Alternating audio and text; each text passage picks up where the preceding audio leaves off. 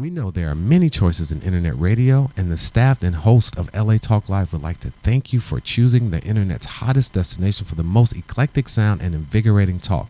This is LA Talk Live. We are more than just talk.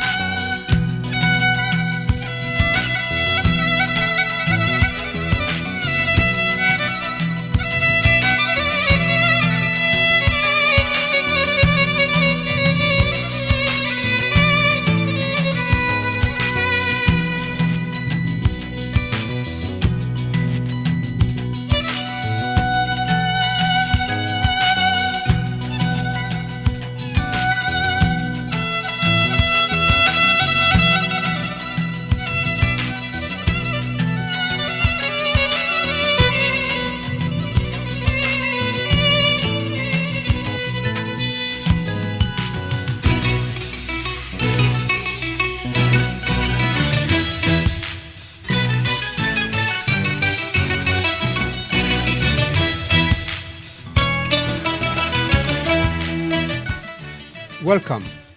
My name is George Hassan, and you are watching Chai and Chat with George Hassan. Chai and Chat is an active voice of the Iranian American community, and it also serves as the gateway to that community. Today, we are going to talk about the problems, what's happening in the world, in the Middle East. We, as the inhabitant of this world, are facing a conflict that is the size of a tsunami, not a storm, as what happens in the Middle East and at this crucial moment, today, at this time, as I'm speaking. I got last night some syndicated news that I would like to just the highlights to mention. One, it says the Mosul in Iraq, Christians out of the city for good. That's in Iraq, where the ISIS has taken over. Syndicated news. As people flee Iraq, Bishop says further war will mean the end for Christians. Again, syndicated news. Iraqi Sunnis enter conflict alongside ISIS, it says, warring Kurdish army. Iraq's biggest oil refinery is on fire. And it goes on and on. It says, like Jews before them, Iraqis Christians may face extinction after jihadist invasion. Again, the last one, syndicated news. Iraq conflict intensifies refugee crisis in Jordan. And finally, jihadists planning UK attack, British Prime Minister, PM. Jihadists figure fighting in Iraq and Syria are planning attacks on British soil. That's David Cameron has said that. The Prime Minister warned that the current crisis in Iraq must not be dismissed as a foreign problem, because the same fighters are planning to attack us here at home in the United Kingdom. And it just goes on and on, as I've mentioned. It's surprisingly that people truly don't quite know about these conflicts. That what is it? When did it started? I'm using the Arab historians, the Persian historians, what they know, what they wrote, what they saw about this conflict that started 1400 years ago. Here is what the Arab historians say about this major problem. After Muhammad's death, the people got together and elected Abu Bakr as a caliph or as a leader. And it was election. That's a very important to kind of, I emphasize on that, because they, for the first time 1400 years ago, went into electing people, went to a democratic way of doing things. And that was a sign of hope, and it was a contribution of the Arabs of those days to the world when they elected a leader. But that did not last long. After Abu Bakr was a 62-year-old man, and 2 years later he passed away. Abu Bakr was also Prophet Muhammad's father-in-law. Muhammad married Ayesha at the age of 9, which was daughter of Abu Bakr. Okay. After the Abu Bakr was Omar, or Omar ibn al-Khattab. I have written down here the dates so I won't forget. The history of Islam those days consists of 23 years of time after Muhammad's death. It total became actually 30 with Ali. Here's those rightly guided caliphs, Abu Bakr, 632 to 634 AD. Then it was Caliph Omar, 634 to 644, the 10 years. And then after that was Uthman, 644 to 656. And the fourth one was Ali, which is the Shiites' Imam, 656 to 661. This is what exactly happened.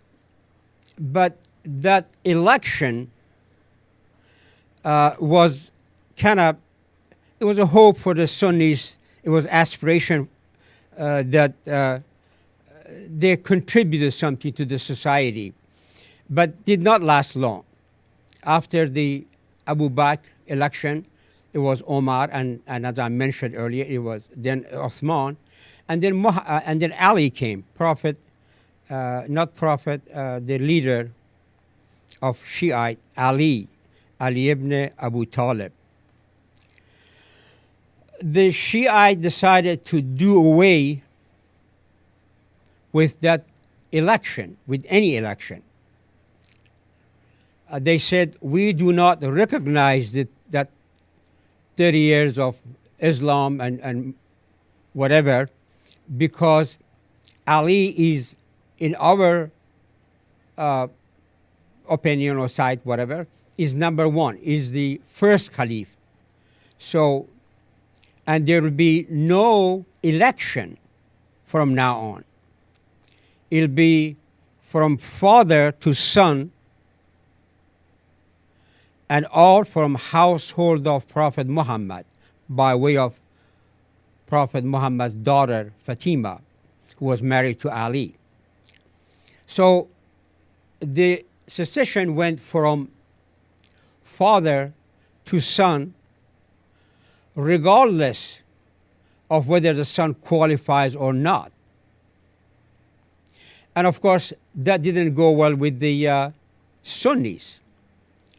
I mentioned earlier that Sunnis are 90% of the entire world Islam. And Shiites are less than 10%. And So the conflict started. Shiite maintained that Muhammad elected or selected Ali as the next leader of the world Muslims. Sunnis said no, it is not. That is not correct. Shiite again maintained that the farewell address that Muhammad did before he passed away on Mount Qadir al-Khum, it's a city of Jaffa. It was a mount that he did his last speech or his farewell address. And they said that he raised, Shia say that Prophet Muhammad raised the hand of Ali and said, those who are with me should also be with Ali. And Sunnis refer to the fact that there was a little problem, and somebody was complaining that Ali has killed his brothers, and he was complaining to Prophet Muhammad, and Muhammad raised the hand of Ali and said that those who like me or are with me, they should be with Ali. That conflict started that the Shiite divorced or separated quite a bit they went to the left quite a bit, and the conflict started. What we see today happening in Middle East is a religious war. It's between Sunni and Shiite. Right now in Baghdad, as I speak, Sunnis are fighting Shiites and killing Shiites and vice versa. Today's Shiite actually started, the modern Shiite started in Iran. From the death of Prophet Muhammad until 1500, Sunnis left Arabia mostly, and they came around the Persian Gulf because their number were much smaller, and they were persecuted and they were fighting, and so they came for a better life around the Persian Gulf from the Arabia, around the Medina, Mecca.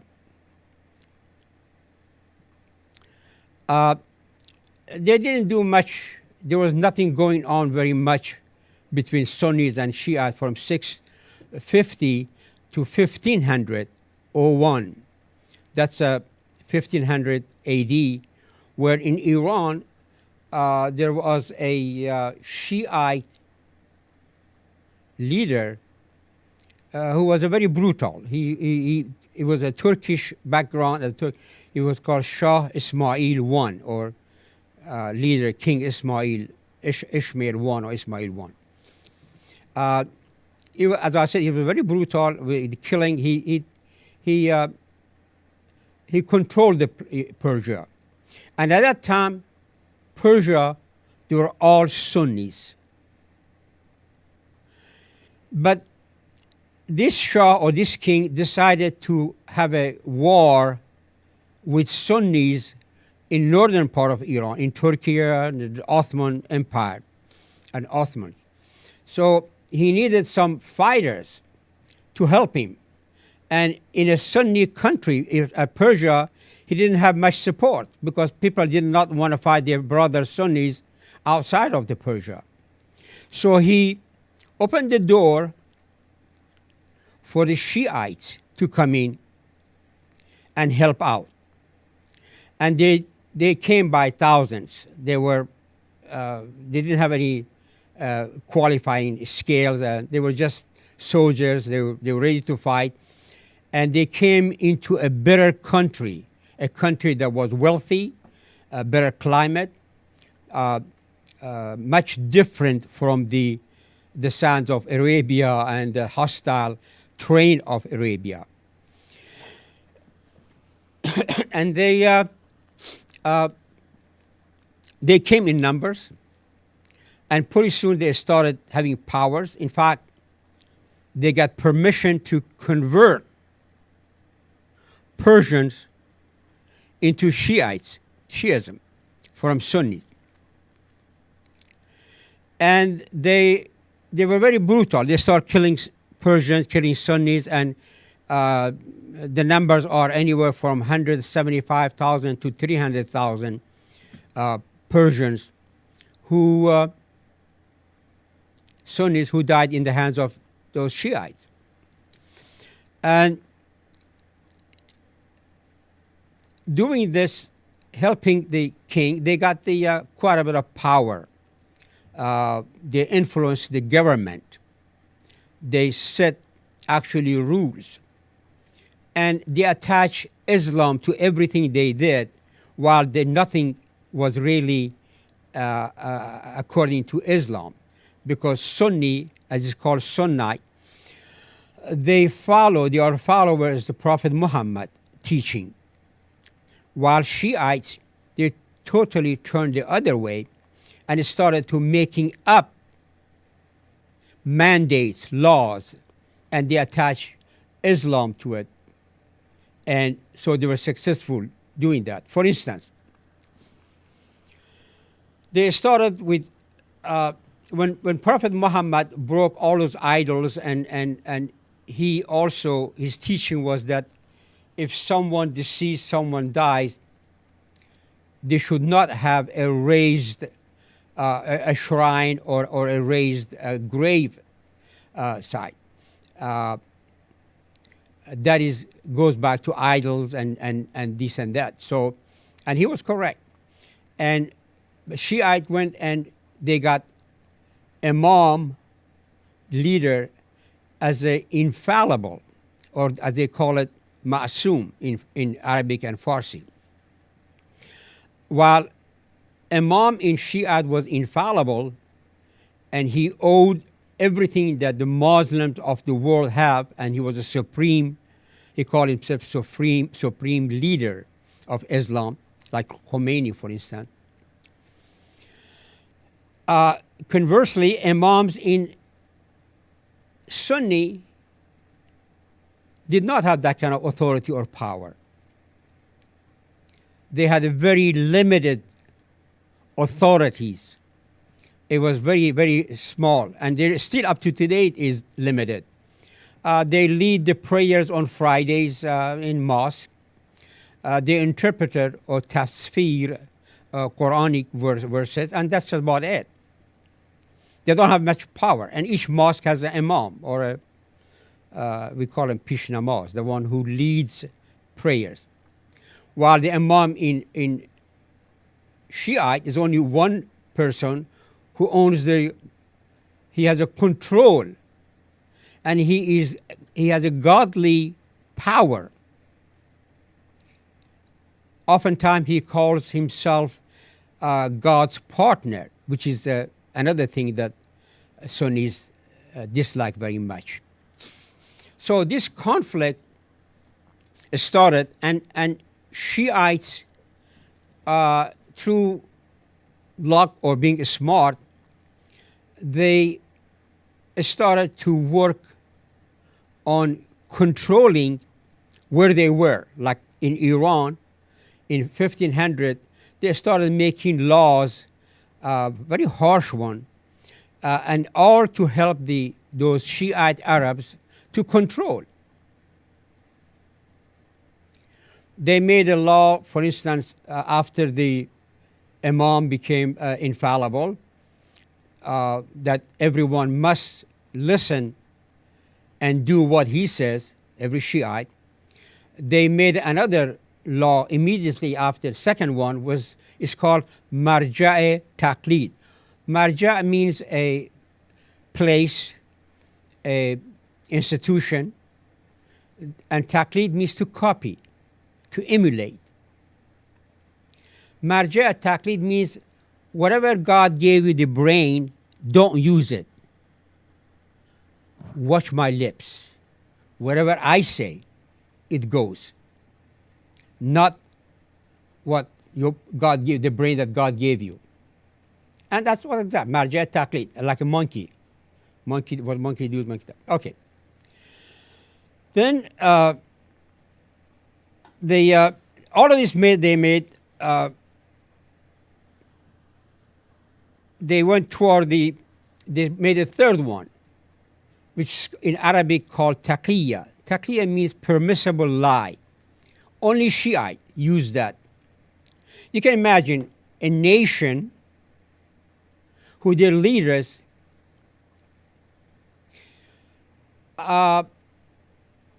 tells them, encourage them to lie. And they say lie is good as long as it's for betterment of Shiite Islam. And they themselves, of course, believe in it. In fact, they say 9 out of 10 or 9 out of 12 tenet or dogmas that are in Shiite has to do with taqiyya, with lies, with that permissible lie. That permissible lie started actually, it's in the Quran, the Holy Quran, by the way, that started with, it says that if you are in front of a tyrannic leader, an oppressive leader, like Pharaoh, for instance, in fact mentions Pharaoh's name, you can dissimulate, or you are allowed not to tell the truth. You can lie. When the life of your family, your wealth, and especially your religion is involved, you can lie. But the Shiite, especially Shiite of Iran, interpreted a little bit, they went a little further. They said you can lie anytime, anywhere, as long as it's good for the Shiite. And this is another thing that the Sunnis then do. And they also started having someone that is like a coming imam or leader. His name is called Mehdi. Mehdi is a present imam or present leader that he vanished in 837 AD, and he was a young boy and nobody knew where he went. And they say that the Shiite leader is saying, in Iran of course, saying that he is alive and he is in a well somewhere, naked, according to what they say. And he's going to come and he's going to use his sword and he's going to kill so many people. He's going to turn the wrong to right, or he's going to kill so many that the blood's going to come up to his knee. That's how they talk about this. Supposedly this man or this imam is supposed to come. And of course, Sunnis don't believe in that.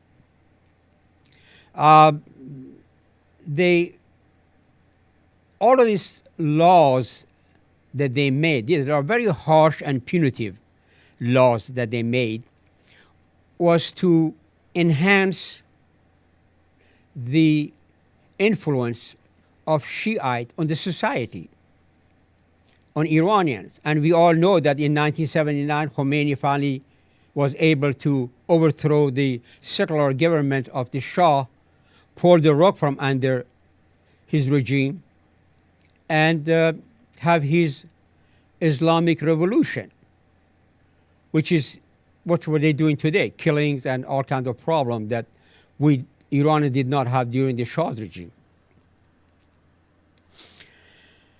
They have another imam that when they said that from now on the leadership has to stay in a household of Prophet Muhammad, which is Ali and his two sons, Hassan and Hussein, Hussein became the biggest uh, imam of the Shiite, and they use Hussein almost for everything they wanted to do.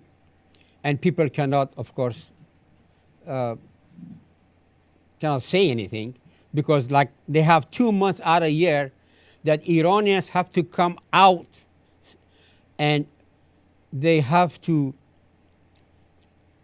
like pigs that they are in the atascadero or in their pen, they put some mud in there, and they say that you have to put mud, your face, your head, to show how much you regret that this Imam Hussein was killed in Arabia, and how much you, as a Muslim, as a Shiite,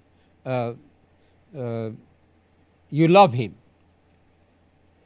So, and they do all kinds of other things that in his name, and that's another thing that the Sunnis don't. The one cute thing they have is that these Shiite clergies of Iran, they go throughout the villages and places, and they see that runaway little girls or whatever, they bring them to one of the holy shrines. Is called Imam Reza, R-E-Z-A. He's the 8th Shiite Imam, the huge shrine, and it was a place that the pilgrims used to. They go there and they pray and they ask for help, and if they have a sick person, they take that person there, and hopefully it gets cured, and he or she gets blessed. And okay, they have turned that shrine, that huge shrine, the rooms that they were for people to go and pray, they turned that into brothel, into a whorehouse. And they bring these girls in there, and they have a price on.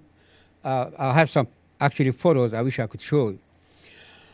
They have a prices on the wall that how much you pay for a virgin, a 9-year-old, 10-year-old, 12 years old, and how much you pay for the more experienced one. Unbelievable. Something that the world does not believe. It makes Sunnis, which there are 90% of Muslims, to whenever they hear that, they wrench, and they feel like they're vomiting. And Sunni and Shia doing that. They cheat the girl. In fact, the trafficking is quite a bit. It's one way they make money. All in the name of religion. I'll be right back after music. You'll be back with Choi and chat. Thank you.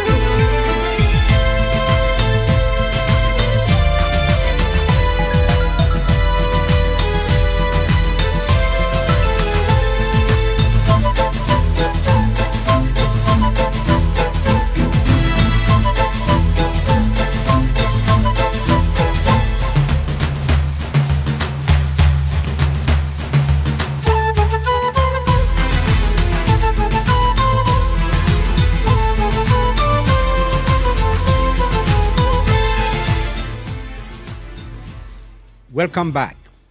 My name is George Hassan, and you're watching Chai and Chat with George Hassan. Chai and Chat, the gateway to the Iranian American community. We were talking. I was speaking about the conflict that we have today in Syria, in Iraq, in the entire Middle East, is the religion conflict or religious conflict. I don't quite know. My grammar is not that good. It's a conflict, as I mentioned, that started 1400 years ago, where the Shiite split and turned their back totally to Islam. When I say totally, and believe me, this is not an exaggeration. It is not. Because every item, every tenet, every dogma that Shiite made up in Iran, which was conceived in Iran, are made only politically. They are political political schemes,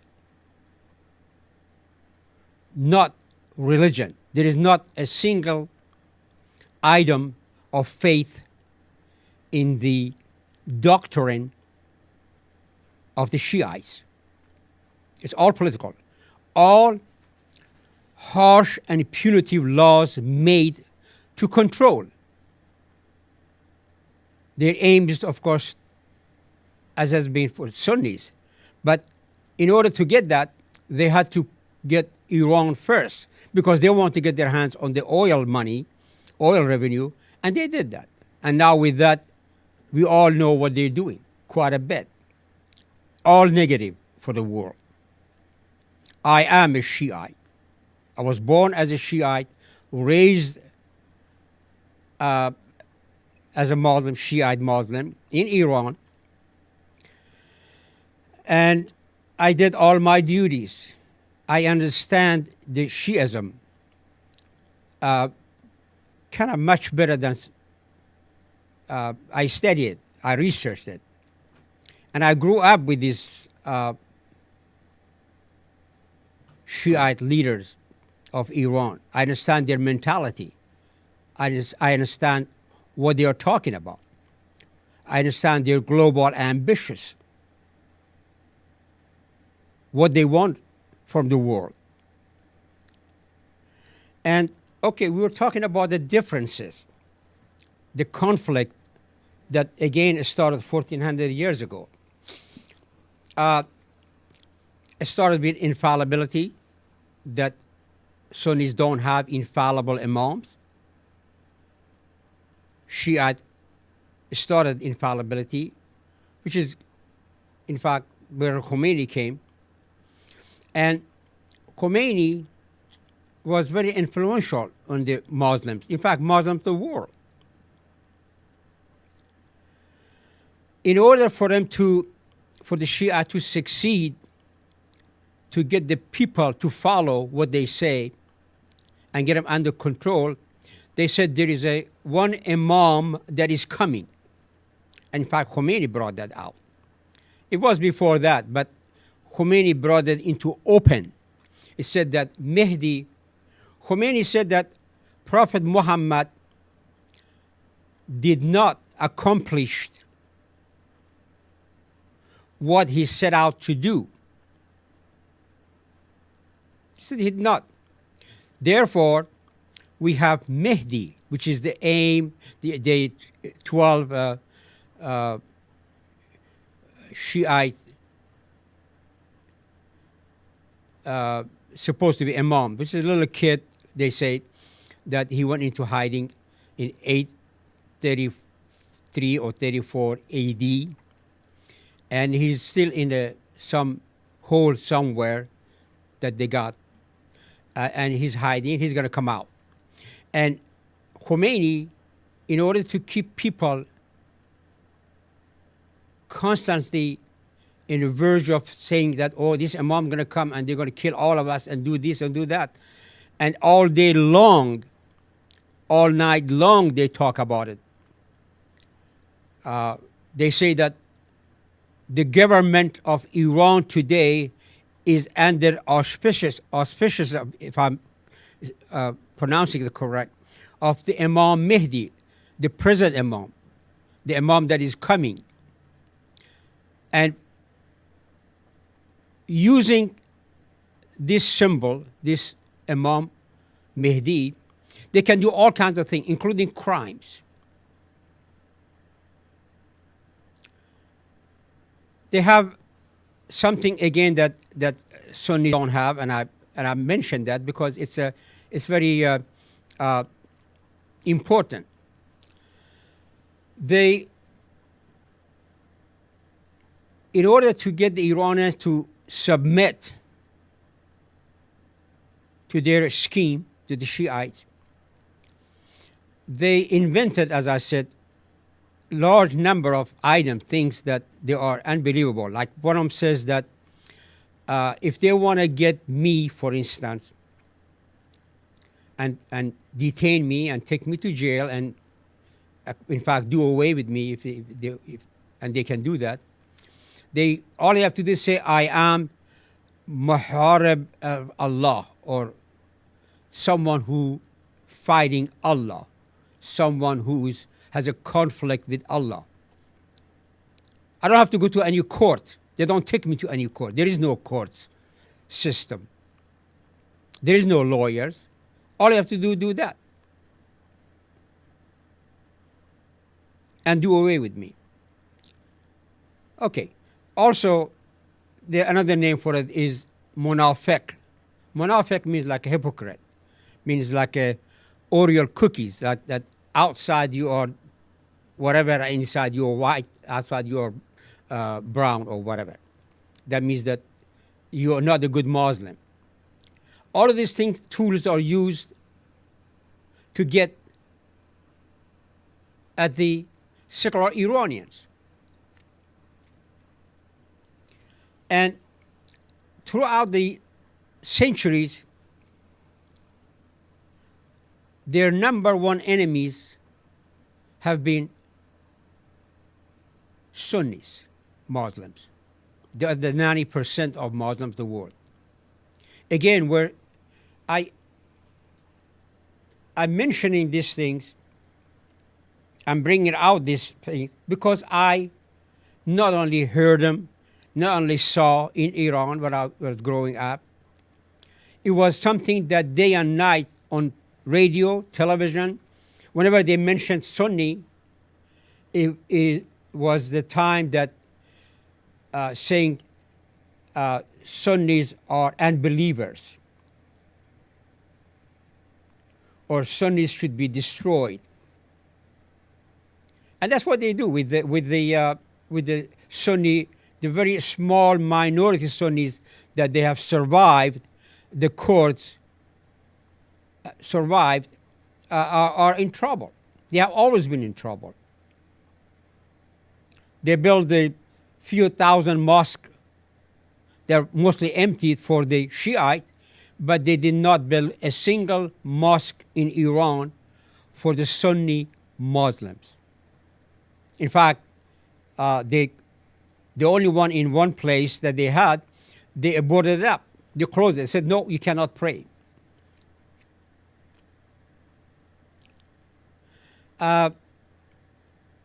This kind of thinking, these types of conflict views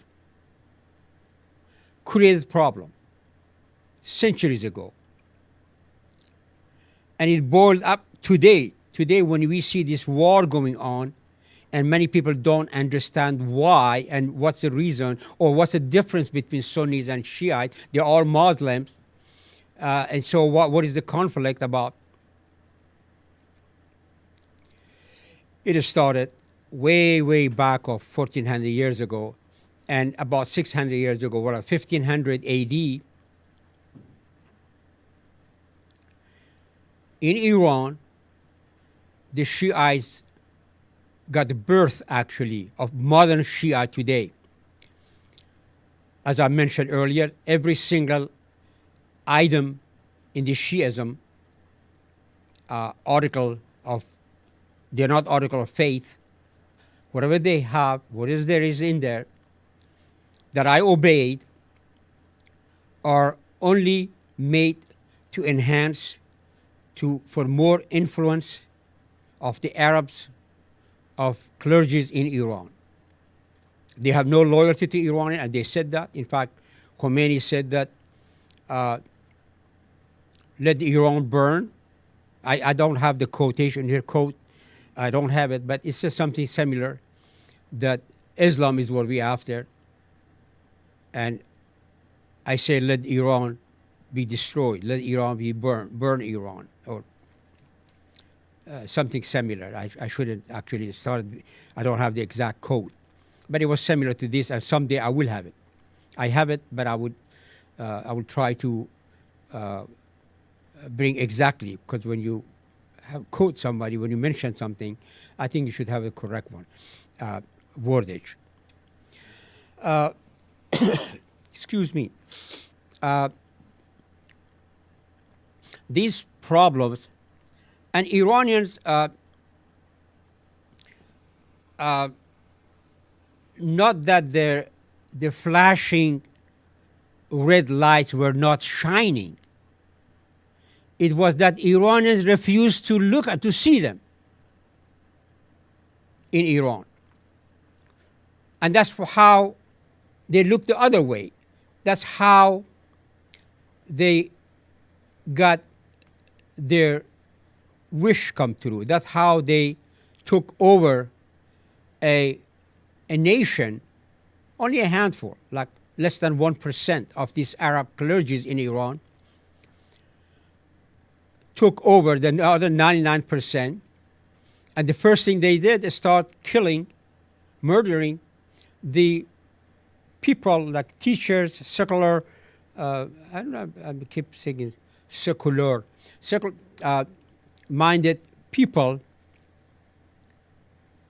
the journalists, professors, writers, historians, and the army, of course, people.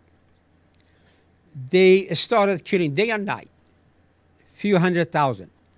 And then Khomeini, if that wasn't enough, he started his war of Shiite with Sunnis. He started the war with Iraq, with the Saddam Hussein, who was Sunni, the Ba'ath Party. Khomeini did not actually start the war. He started talking about even putting a date, getting the kids together, 500,000 of Iranian young boys, 13, 14 years old, that they go to war to fight the Shiite fight, to fight the Sunnis. And Saddam Hussein preempted that. He saw that the days are, it's just coming. What they did to the Shah of Iran, he's next. So he started to preempt that, but nevertheless, the war started. And the common denomination in that war were the Iranian children. They made some of the keys with a chain. They put on they give to every little boy, 13, 14 years old, that if you lucky, and if you die for your religion, for Shiite, you'll go straight to heaven, and they'll be so good-looking, 70 or 70 some odd good-looking young ladies waiting for you, and here's the key to your chamber, to your bedroom or whatever. And they actually made keys to show that the audacity, I cannot find the words that how you cheat a nation. And why they did that? Because they want to get their hands on the oil money, which they did. With that oil money, unfortunately for 90% of Sunnis, aside from Saudi Arabia, which has Shia, Sunnis, Wahhabis, whatever, it's the Shiites who have their hands on the oil money. Iran, Iraq, and other places. With that money, they started the Hezbollah and jihadis and all kinds of organizations that they support and back. They started the payroll for them, and in fact, going into the Africa, all other places, to train people as a foot soldier for the Shiite, for the glorious Shiite, because they want to do away with Sunnis. But now today, actually, they were waiting for their time. They were waiting for the day that they have enough to get all the Shiites together, to unite the Shiites together, so they can properly to face off with the Sunnis. And they were biding time. It's just like somebody, when Sunnis started to think about that, what the Shia are doing, Shia kind of stopped. They took it back a little bit a few years ago. And it's just like confronting a vicious dog, a Doberman, whatever, and saying, nice doggy, while you're looking for a stick. They took time out. But today the conflict is just erupted. It is only fight, religious fight between Shiite and Sunni that is going to engulf the world. It's no longer something that, as the Prime Minister of England said, that we cannot, it's no longer a distant prayer. It's no longer a problem way out there. It's right here. And we have a good example of like 9/11, what happened. Now they know how to knock on our doors. They're here.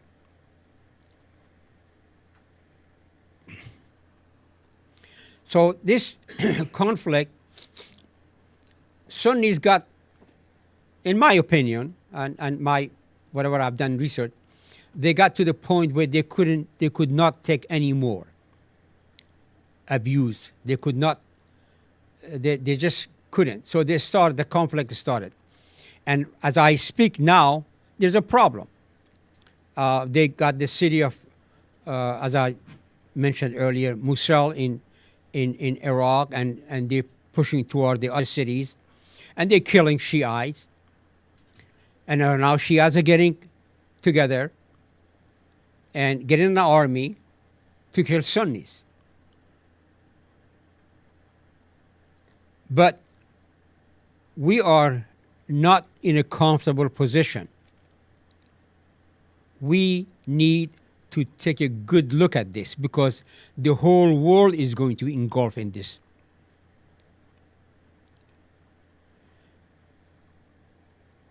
Our policymakers, for some reason, are not quite looking into it. They all believe, like some people who are there in Middle East, in Iran, they just don't look at this. They don't see the flashing red lights. They refuse to look at it. And it happened. It happened in the 1930s with Germany, that people didn't quite pay attention to those flashing red lights when Germany took over the Poland and little by other places, almost entire Europe. And the flashing red lights were there. They were shining.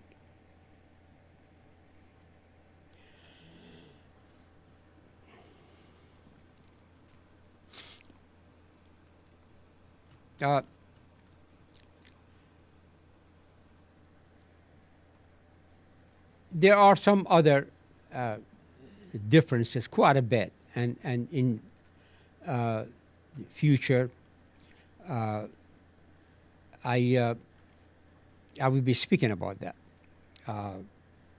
That what is the problem? The problem between Sunnis and Shiites. Why? Because it's the war going on, and it's a religious war. It's between Sunnis and Shiites. In Iran, it's not.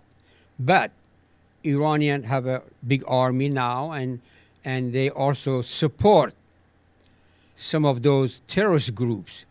So that's why they're sitting there without being uh, affected by this conflict, because they support quite a bit of organizations that they train terrorists. In fact, they train terrorists in holy cities of Qom in Iran from all parts of the world, and then they send them back to their respective countries, and from there they go throughout the world. And we know that in Europe, Europe is in trouble, quite a bit of trouble. England, France, Germany, and other parts, they are in trouble because they opened the doors to some terrorists, some people who wanted to change things, change the lifestyle, change what we have, what we cherish, change our constitutions here. And Iran had the enemy within, and I must say something here.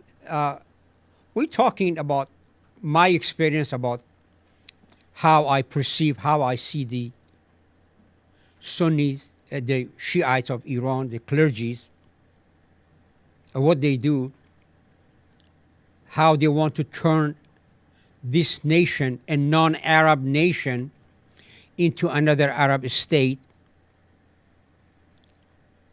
And if when they complete that, in fact, all the government employees must wear the Arabic shawl, or chafiya, as they call it, including the president. You've probably seen many pictures of even President Ahmadinejad, that he was wearing the Arabic clothes, and he was very happy to show that he's no longer Persian, he's Arab. And they all say, well, we're no longer Persian. It's only, as I said, less than 1%. And the people who were working for the government of Iran, whenever these Arab clergies wanted to have a demonstration to show their influence, to show their support, they hire a demonstration. That these are the children, the families of the people who are working for the government. And if they don't do it, A, they are in trouble. B, they won't have any bread to put on the table for their families. So they have to obey. They have to do what the leader says. I want you to come tomorrow at 5 o'clock into streets and demonstrate for the Shiites or whatever, for the revolution, and they have to come. But when things turn around and Iranians are able to gain back their dignity, their nation, this is going to hurt Islam in Iran quite a bit. In fact,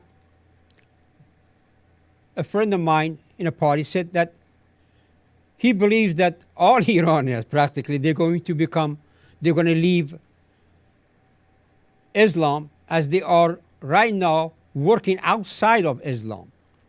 They're going to leave that, they're going to become Christians. And he said, if you can find a Muslim, then he has to go into closet to pray. That's how bad things are in Iran. That's how bad people are now. They know their setback. They understand what's happening. And they don't like what they see.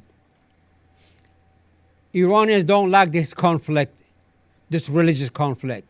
That Khomeini killed 500,000 Iranian young boys for his religion fight, for the Arab Islam. Persians are not Arabs. They have never been Arabs. with all due respect to the sovereignty of all Arab states, Iranians are not Arabs. They were smart people. They were good people. During the Shah's regime, you could see that. Iranians were respected. Whenever they traveled to Europe, whatever, they were treated with dignity, with open arms. Now, today, this revolution made the name Iran mud, bad. That Iranians have to run for cover because they think they are terrorists.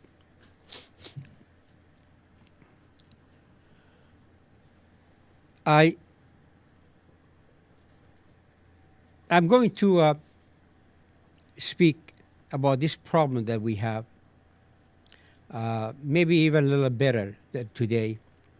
I'm not making any apologies but it's just that I was not quite ready. But anyway, I'll be back. The Chai and Chat will be back. And thank you very much for listening, for allowing me to come into your homes. And until next week, I'm George Hassan with Chai and Chat. God bless you.